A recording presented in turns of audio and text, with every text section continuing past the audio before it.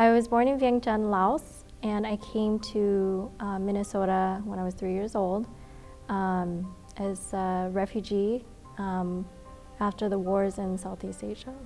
My parents had gone through a heavy part of the war, and we actually are one of the few families who were placed in labor camps in northern Laos.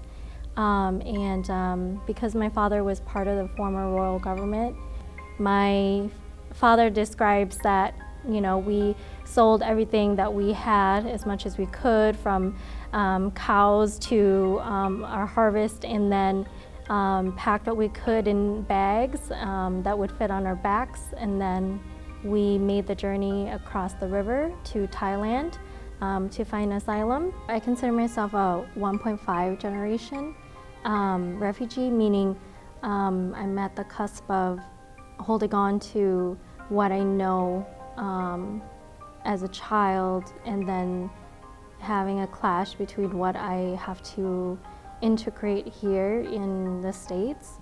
And when you come to a new country, you're also trying to find belonging, and I think you give up your roots in many ways, right? And trying to replant those roots and plant new seeds in where you call your new home. So we lived in Minneapolis and moved to Golden Valley, and I then had a huge cultural shift, going from school where a lot of the faces of my friends were people of color, to a school where there wasn't very many people who looked like me. Even though I came at 3 years old, the school system put me in ESL, English as a second language, up until I was in 9th grade. And my parents had no idea, I had no idea. I'm like, these classes are so easy. Why are they so easy? Get me out of it. I had a new ESL teacher who came, and she was just so warm. Her name is Mrs. Stone. And she pulled me aside and said, I think you should get out of ESL, right? She said, I think you are an excellent writer, and you should really, really look into how writing might change your life. She helped put me in a poetry class and like an English lit class that was a bit more advanced, and I loved it. And it opened all kinds of things for me, mentally and creatively. So I've been in the nonprofit field for the past 15 years.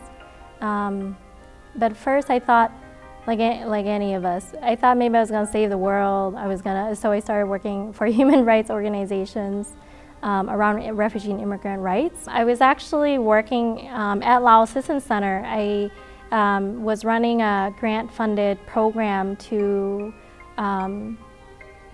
grow more advocates and leadership within the Southeast Asian community. It was really helpful to kind of pilot this program where people were able to offer me and the organization feedback around what is leadership in our communities, how do we define that, and how do we figure out ways that our communities can actually engage with these issues. At that point I said, I want to start my own organization. And so I started the SEED project, which stands for Southeast Asian Diaspora. I don't really consider myself an artist, but I guess a lot of people have been telling me that I am, so it's hard for me. I consider myself a creative, and because I see how creative thinking and critical thinking leads to better ways to move people through art and stories. Carl Levins-Morales uses the metaphor of planting the seeds, and he says that you have to pay more attention to the soil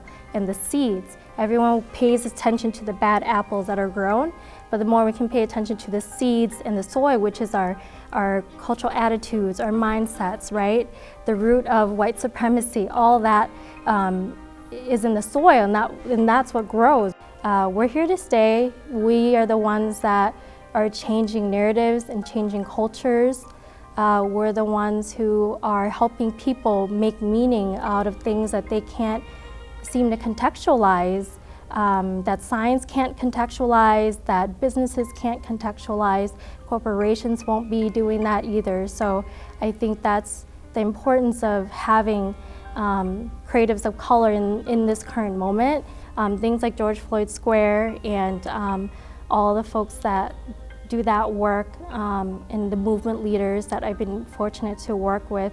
It's been a very beautiful struggle, and I want to continue doing that in a way where it makes my heart full, it makes my soul full, and I'm much more in connection with my ancestors. What I left behind as a child, I left behind all of my ancestors who were full of knowledge.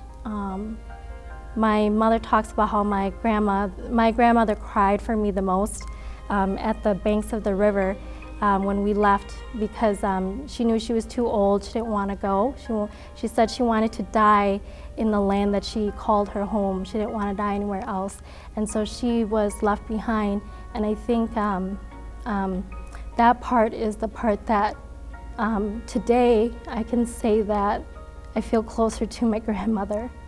Please support the arts in whatever way that makes sense, and that obviously focus on the craft that does bring you joy, but also that's not something that's lost, because I think sometimes when you don't get to do your art, you lose your soul, and nobody wants to lose their soul, because then you are going around like business as usual.